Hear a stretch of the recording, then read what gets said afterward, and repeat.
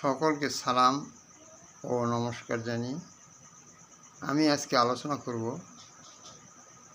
নির্বাচিত হয়ে সরকার গঠন করার পর তার প্রধান তিনটি কাজ করলে সে সরকার কখনো 20 বছর পর্যন্ত টিকে থাকতে পারে। কি কি কাজ তিনটি? 1 নম্বর হলো শিক্ষার উন্নয়ন ঘটাতে হবে, শিক্ষার দিকে গুরুত্ব দিতে হবে। 2 নম্বর হলো প্রত্যেকটা নাগরিকের খাদ্য সংস্থানের সুব্যবস্থা করা। 3 নম্বর হলো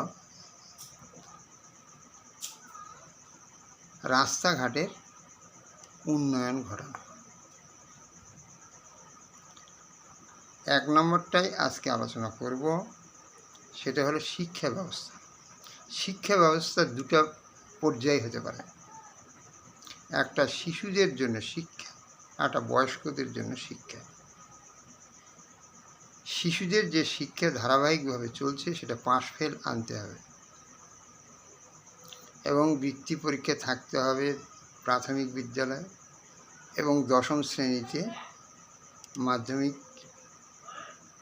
এবং দ্বাদশ শ্রেণীতে উচ্চ মাধ্যমিক, তারপরে স্নাতকোত্তর। শিক্ষা ব্যবস্থা ঠিকভাবে থাকতে হবে। প্রকৃত শিক্ষা হতে হবে মানুষকে মানুষের মতো তৈরি করা।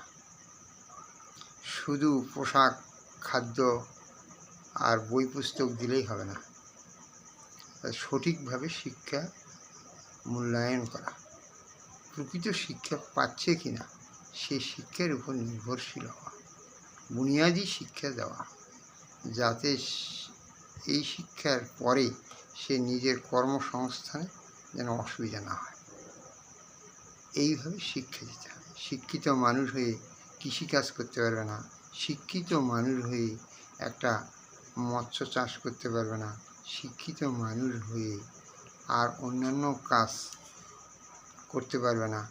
এই শিক্ষার কোনো মূল্যায়ন নেই, কোনো মূল্য নেই।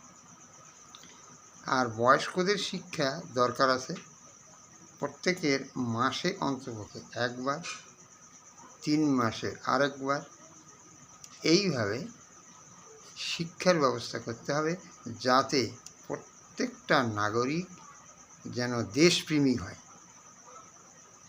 প্রত্যেকটা নাগরিকের, কৃষকের এবং যার যে পেশা সেই পেশার মধ্যে তাকে শিক্ষা দিতে হবে। এই শিক্ষা করলে ওই সরকারের প্রতি আনুগত্য আসবে এবং সরকারটা কী তার বুঝতে পারবে। একজন নেতা আরেকজন নেতার প্রতি শত্রুতা করতে পারবে না। এইভাবে দেশাত্মবোধ জাগিয়ে তুলতে হবে। এর পরবর্তীতে আর অন্য দুটি ভিডিওতে আলোচনা করা হবে, অন্য স্তরগুলো এখানে সংক্ষেপেই বলা হবে।